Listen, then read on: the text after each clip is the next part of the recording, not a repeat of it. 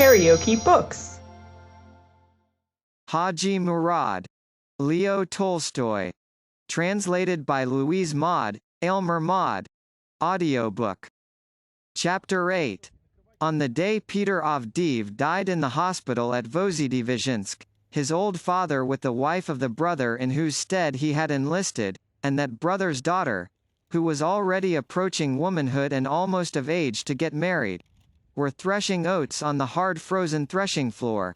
There had been a heavy fall of snow the previous night, followed towards morning by a severe front.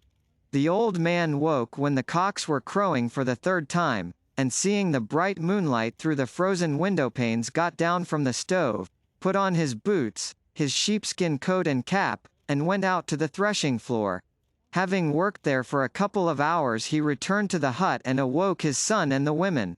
When the woman and girl came to the threshing floor, they found it ready swept, with a wooden shovel sticking in the dry white snow, beside which were birch brooms with the twigs upwards and 2 rows of oat sheaves laid ears to ears in a long line the whole length of the clean threshing floor. They chose their flails and started threshing, keeping time with their triple blows. The old man struck powerfully with his heavy flail, breaking the straw.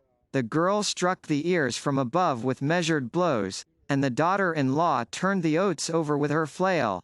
The moon had set, dawn was breaking, and they were finishing the line of sheaves when Akim, the eldest son, in his sheepskin and cap, joined the threshers. "What are you lazing about for?" shouted his father to him, pausing in his work and leaning on his flail. "The horses had to be seen to." "Horses seen to," the father repeated, mimicking him. "The old woman will look after them. Take your flail. You're getting too fat, you drunkard. Have you been standing me treat?" muttered the son. "What?" said the old man, frowning sternly and missing a stroke. The son silently took a flail and they began threshing with 4 flails. Track, tapatam, track, tapatam, track, came down the old man's heavy flail after the 3 others. "Why, you've got a nape like a goodly gentleman. Look here, my trousers have hardly anything to hand on," said the old man, omitting his stroke and only swinging his flail in the air so as not to get out of time. They had finished the row, and the women began removing the straw with rakes. "Peter was a fool to go in your stead. They'd have knocked the nonsense out of you in the army, and he was worth 5 of such as you at home." "That's enough, father," said the daughter-in-law, as she threw aside the binders that had come off the sheaves. "Yes, feed the 6 of you and get no work out of a single one.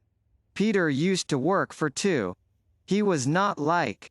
Along the trodden path from the house came the old man's wife, the frozen snow creaking under the new bark shoes she wore over her tightly wound woolen leg bands. The men were shoveling the unwinnowed grain into heaps, the woman and the girl sweeping up what remained. "The elder has been and orders everybody to go and work for the master, carting bricks," said the old woman. "I've got breakfast ready. Come along, won't you?" "All right. Harness the roan and go," said the old man to Akim, "and you'd better look out that you don't get me into trouble as you did the other day." "I can't help regretting Peter. When he was at home you used to scold him," retorted Akim. "Now he's away you keep nagging at me." "That shows you deserve it," said his mother in the same angry tones. "You'll never be Peter's equal." "Oh, all right," said the son. "All right, indeed. You've drunk the meal, and now you say, 'All right.' Let bygones be bygones," said the daughter-in-law. The disagreements between father and son had begun long ago, almost from the time Peter went as a soldier. Even then the old man felt that he had parted with an eagle for a cuckoo. It is true that it was right, as the old man understood it, for a childless man to go in place of a family man. Akin had 4 children and Peter had none, but Peter was a worker like his father, skillful, observant, strong, enduring, and above all industrious. He was always at work.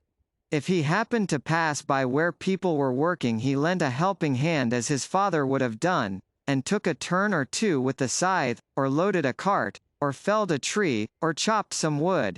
The old man regretted his going away, but there was no help for it. Conscription in those days was like death. A soldier was a severed branch, and to think about him at home was to tear one's heart uselessly. Only occasionally, to prick his elder son, did the father mention him, as he had done that day. But his mother often thought of her younger son, and for a long time, more than a year now, she had been asking her husband to send Peter a little money, but the old man had made no response. The Karankovs were a well-to-do family and the old man had some savings hidden away, but he would on no account have consented to touch what he had laid by. Now however the old woman, having heard him mention their younger son, made up her mind to ask him again to send him at least a ruble after selling the oats. This she did. As soon as the young people had gone to work for the proprietor and the old folks were left alone together, she persuaded him to send Peter a ruble out of the oats money. So when 96 bushels of the winnowed oats had been packed onto 3 sledges lined with sacking carefully pinned together at the top with wooden skewers, she gave her husband a letter the church clerk had written at her dictation, and the old man promised when he got to town to enclose a ruble and send it off to the right address. The old man, dressed in a new sheepskin with homespun cloak over it, his legs wrapped round with warm white woolen leg bands, took the letter, placed it in his wallet, said a prayer, got into the front sledge, and drove to town. His grandson drove in the last sledge. When he reached town the old man asked the innkeeper to read the letter to him, and listened to it attentively and approvingly. In her letter Peter's mother first sent him her blessing, then greetings from everybody and the news of his godfather's death, and at the end she added that Aksenya, Peter's wife, had not wished to stay with them but had gone into service, where they heard she was living honestly and well. Then came a reference to the present of a ruble, and finally a message which the old woman, yielding to her sorrows, had dictated with tears in her eyes and the church clerk had taken down exactly, word for word. One thing more, my darling child, my sweet dove, my own Peterkin. I have wept my eyes out lamenting for thee, thou light of my eyes. To whom hast thou left me? At this point the old woman had sobbed and wept, and said, that will do.